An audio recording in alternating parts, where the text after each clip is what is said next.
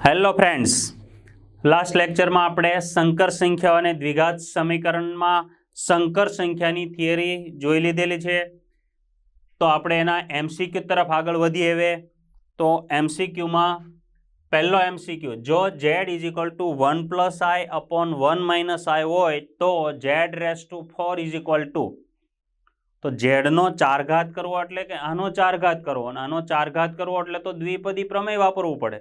દ્વિપદી પ્રમેયમાં બે પદનો ચાર ઘાત, 5 ઘાત, 10 ઘાત, 25 ઘાત, 50 ઘાત, 100 ઘાત ગમે તેટલા હોય એનું વિસ્તરણ કરી શકીએ. પણ જો ચાર ઘાત વાળો એવું પ્રમેય વાપરવા જાય તો અંશમાં વાપરવું, છેદમાં વાપરવું તો ગણતરી તો ખૂબ મોટી થઈ જાય.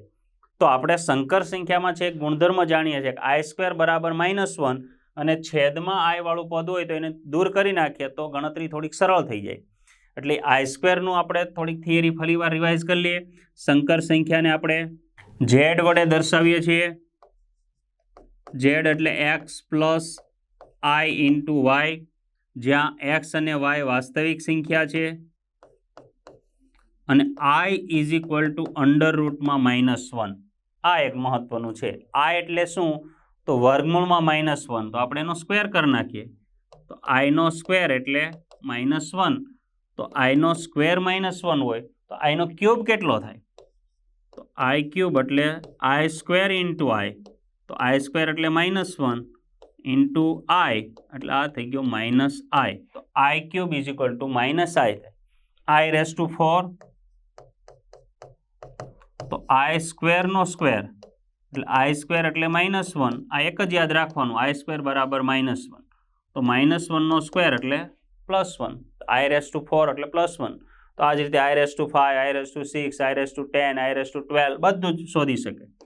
સપોઝ i⁻15 તો એને સ્ક્વેરમાં જ કન્વર્ટ કરવાનું. i² એનો 7 પાવર, 7 દુને 14 અને બીજી એક સાઈડમાં લખી નાખવાની 15 બાજુ i. i² એટલે -1 જાણીએ છીએ, તો -1 નો 7 ઘાત ને i, -1 નો 7 ઘાત એટલે -1, તો આનો જવાબ -i. તો i⁻15 એટલે -i. i નો ગમે તેટલો ઘાત હોય, ચાર જ જવાબ આવે એના, +1, -1, +i અને -i. ગમે તેટલી ઘાત હોય તો અહીંયા જો એક -1 આવ્યો, અહીંયા +1 આવ્યો, અહીંયા -i આવ્યો, હજી iની બેકી ઘાત કરીએ તો એનો +1 જવાબ આવી જાય. એટલે કે બેકીમાં i⁻20 કરો તો i નો 2 અને એનો 10 પાવર, તો i² એટલે -1 અને અહીંયાનો 10 પાવર એટલે કેટલા થઈ જાય? +1. તો i ની 4k ના ગુણકમાં ઘાત હોય ને તો +1 આવે, 4k + 1 પ્રકારમાં હોય તો i આવે, 4k + 2 પ્રકારમાં હોય તો -4k + 2 એનો તો -1 આવે, અને 4k + 3 હોય તો -i આવે. એટલે યાદ રાખવાની જરૂર નથી. i² બરાબર -1 થાય એને આધારે બધી ગણતરી કરી લેવાની. સપોઝ કે પૂછે i⁻253, તો આપણે i⁻252 અને i માં કન્વર્ટ કરી નાખવાની, નજીકમાં બેકી હોય એમાં કન્વર્ટ કરી નાખવાની. તો i⁻252 એટલે i⁻126 એનો 2 નો 126 પાવર કરી દઈએ, i² અને એનો 126 પાવર અને i, તો i² એટલે -1 એનો 126 ઇન્ટુ i નો -1 નો 126 એટલે +1 ઇન્ટુ i એટલે એનો જવાબ i. i⁻253 એટલે i આવે. ટૂંકમાં i નો ગમે તેટલો પાવર, જુદી જુદી ચાર જ જવાબ આવી શકે, +1, -1, +i અને -i. તો હવે આપણે અહીંયા જોવાનું છે કે z is equal to 1 + i upon 1 - i, તો z⁴ કેટલા? તો પહેલાં તો આને સાદુરૂપમાં કન્વર્ટ કરી જોઈ લઈએ કે એનું સાદુરૂપ કેટલું થાય. z is equal to 1 + i upon 1 - i. તો આની કરણી લઈ લઈએ આપણે. છેદની કરણી હંમેશા લેવાનું, એટલે કે છેદમાં i વાળું પદ હોય એને 1 + i એનું અનુબદ્ધ સંકર સંખ્યા વડે ગુણો અને ભાગો એટલે છેદમાંથી i જતો રહેશે. તો ઉપર 1 + i નો સ્ક્વેર એટલે 1 + 2i + i² અને છેદમાં 1 - i નો સ્ક્વેર એટલે 1 + 2i અને i² એટલે -1 અપોન 1 + i² એટલે -1, તો -, +1. 1 1 કેન્સલ, તો 2i/2 એટલે i કોના બરાબર? z બરાબર. આ z બરાબર તો સિમ્પલ i થઈ ગયો, તો z⁴ તો z⁴ એટલે i⁴ ને i⁴ એટલે હમણાં જોયું આપણે +1. આનો 4ના ઘાતના ગુણકમાં ગમે તે હોય +1 જ આવે, એટલે આનો આન્સર એ. આઈનો 4ના ઘાતના ગુણકમાં ગમે તે પાવર હોય 8 12 16 20 24 100 136 140 બધાનો જવાબ 1 જ આવે. 4ના ઘાતના ગુણકમાં હોવી જોઈએ. સેકન્ડ વન, જો 1 + i 1 - i², 1 + i³ 1 + i⁴ ની કિંમત કેટલી હોઈ શકે? 1 + i 1 + i², 1 + i³ 1 + i⁴, તો આપણે આને z કહીએ.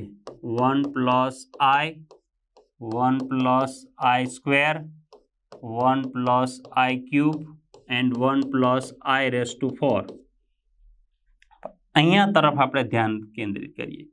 i² એટલે -1, તો 1 - 1 0, બાકીનું પછી ગમે તે થતું હોય, આનો જવાબ તો 0 થઈ જવાનો.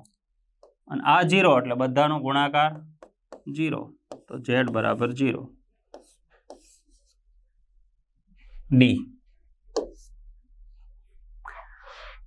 આનું i³ એટલે -i થાય, એનું +1 થાય, આનું કંઈ ના થાય, એમ જ રહે. પણ આ 0 થઈ જાય એટલે બધું જ 0. અને આ 0 કેમ થયું? i² એટલે -1, તો 1 - 1 0.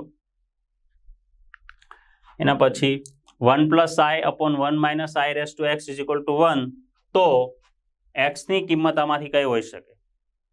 આ x કેટલા હશે કે આનો જવાબ 1 થતો હોય છે. તો હમણાં આનું સાદુરૂપ આપ્યું આપણે, તો 1 + i/1 - i એનું આપણે સાદુરૂપ આપી દઈએ તો શું થાય? આ જે સંખ્યા છે એ કેટલી છે જોઈ લઈએ પહેલા. આને આપણે z કહી દઈએ. તો 1 + i/1 - i, એની કરણી લઈ લઈએ તો 1 + i/1 + i છેદમાં 1 - i², અને ઉપર વિસ્તરણ કરીએ એટલે 1 + 2i + i². તો 1 + 2i, i² એટલે -1, છેદમાં આ -1, તો 1 + 1 એટલે 2, તો 2i/2 એટલે કે i. તો આ જે સંકર સંખ્યા છે એ i જ છે. તો આનો x ઘાત કરો એટલે કેટલા થાય? i નો x ઘાત, અને એનો જવાબ 1. આ જે છે એ i જ છે, તો i નો x ઘાત બરાબર 1. તો i નો કેટલો ઘાત 1 થાય? તો હમણાં જ મેં કીધું હતું પ્રીવિયસ MCQમાં, 4ના પાવરમાં ગમે તે ઘાત હોય તો એનો જવાબ 1 થતો હોય, તો 4ના ગુણકમાં 4n. તો x = કેટલી હોય? 4n, n belongs to z. Negative હોય પોઝિટિવ હોય તો એનો 1 જ થઈ જાય. તો x = 4n. i⁴ 1 થાય, i�8 1 થાય, i⁴12 કરો તો પણ 1 થાય. 4ના ગુણકમાં ગમે તે ઘાત હોય. એના પછી જો z = x - iy અને z⁻⁴ = p + iq, તો x/p + y/q/p² + q² small p કેટલા થાય? તો આપણે જોઈએ. z = x - iy છે, તો અહીં આપેલું શું છે? અહીંથી શરૂઆત કરીએ. z⁻⁴ = p + i × q. તો આનો જવાબ આમાંથી 1 -1 2 -2 0 0 તો નથી, 1 -1 2 -2 કયો હોઈ શકે? તો આ ક્યુબ રૂટ છે, તો આપણે બે બાજુ ઘન કરી દઈએ એટલે શું થઈ જાય? z = p + iq all cube. અને ક્યુબ હોય તો આ અંદર આપી દો ક્યુબ, એટલે p³ + a + b ના ઘનનું વિસ્તરણ, i³ q³ પ્લસ 3 ગુણ્યા પહેલું બીજું 3i pq, અને પછી કૌંસ આખો p + i × q. આ આપણે અત્યારે આ a + b all cube = a³ + b³ + 3ab × a + b. આ સૂત્ર અહીંયા લગાડેલું.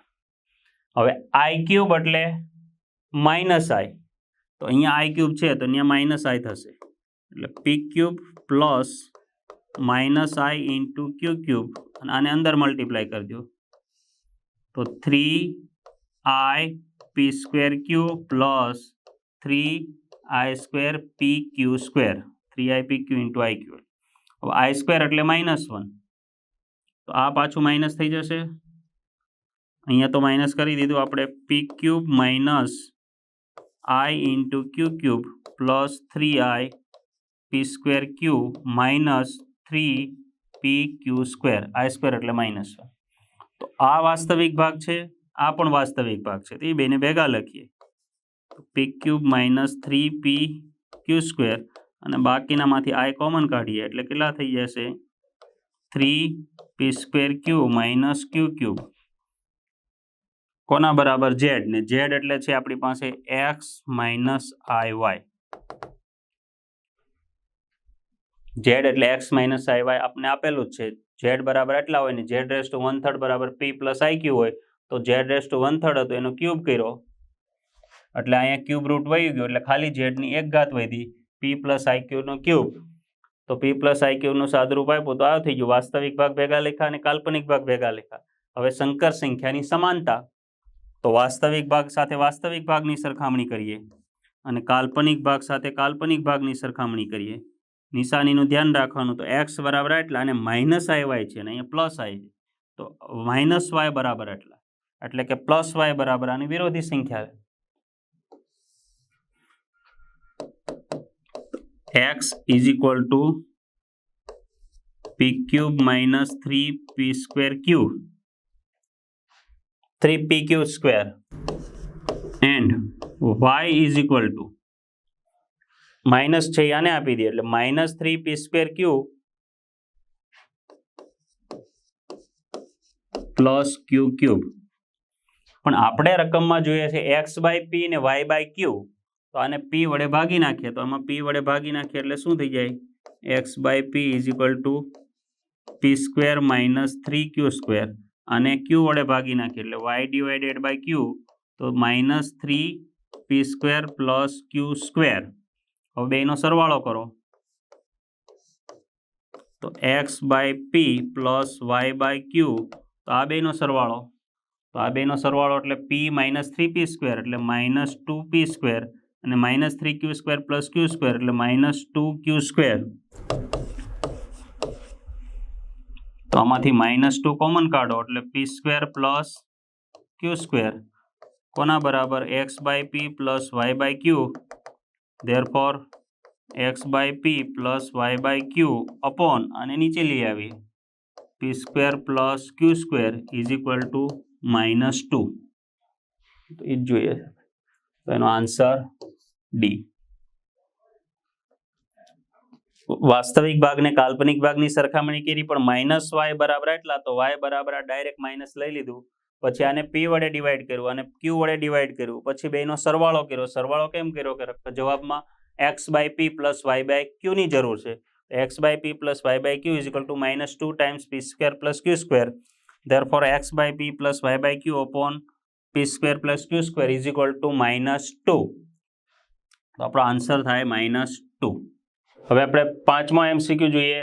થીટાની કઈ કિંમત માટે 2 + 3i sin θ upon 1 - 2i sin θ શુદ્ધ કાલ્પનિક સંખ્યા થશે?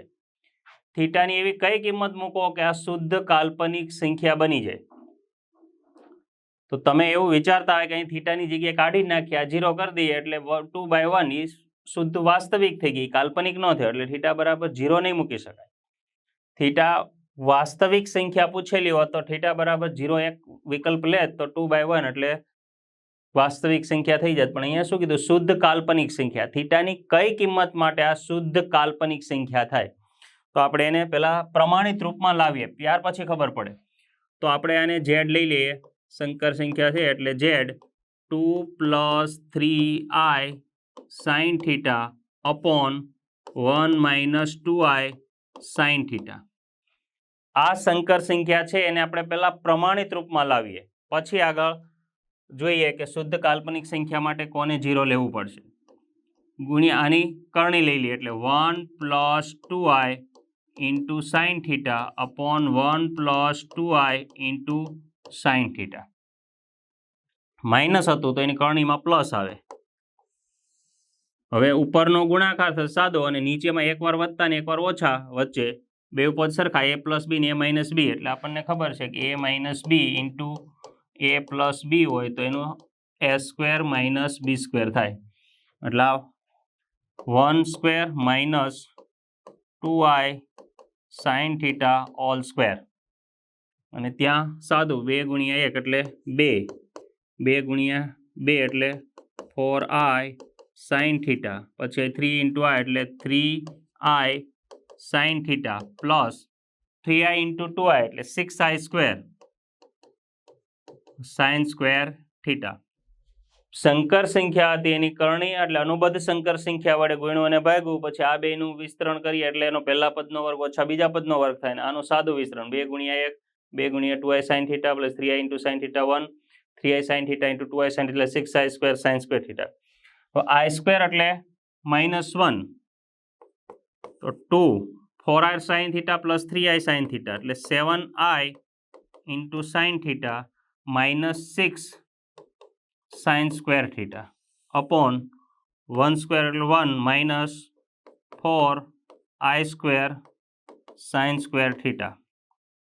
તો આ પણ વાસ્તવિક ભાગ, આ પણ વાસ્તવિક ભાગ, કાલ્પનિક i નથી એટલે વાસ્તવિક ભાગમાં તો 2 - 6 sine square theta plus i into 7 sine theta upon 1 plus 4 sine square theta. i square એટલે -1, એ માઇનસ ને આ માઇનસ એટલે પ્લસ. તો આ જે z બરાબર આટલા આવ્યા તો આ તો પ્રમાણિત રૂપમાં આવી ગયું એમ જ સમજો. વાસ્તવિક ભાગ અને કાલ્પનિક ભાગ અલગ કરી દીધા. હવે ખાલી છેદ વિભાજન, આના છેદમાં તો z બરાબર 2 - 6 sine square theta upon 1 plus 4 sine square theta plus i into 7 sine theta upon 1 plus 4 sine square theta. આપણને શું કીધું કે શુદ્ધ કાલ્પનિક સંખ્યા, તો z શુદ્ધ કાલ્પનિક સંખ્યા છે. તો શુદ્ધ કાલ્પનિક સંખ્યા ક્યારે હોય? જો એનો વાસ્તવિક ભાગ 0 હોય તો. અને શુદ્ધ વાસ્તવિક સંખ્યા ક્યારે હોય? જો એનો કાલ્પનિક ભાગ 0 હોય તો. એટલે આપણને શુદ્ધ વાસ્તવિક કીધી છે, શુદ્ધ કાલ્પનિક કીધી છે, એટલે આપણે શુદ્ધ વાસ્તવિક ભાગને એને 0 લઈ લેવો પડે. z શુદ્ધ કાલ્પનિક સંખ્યા છે,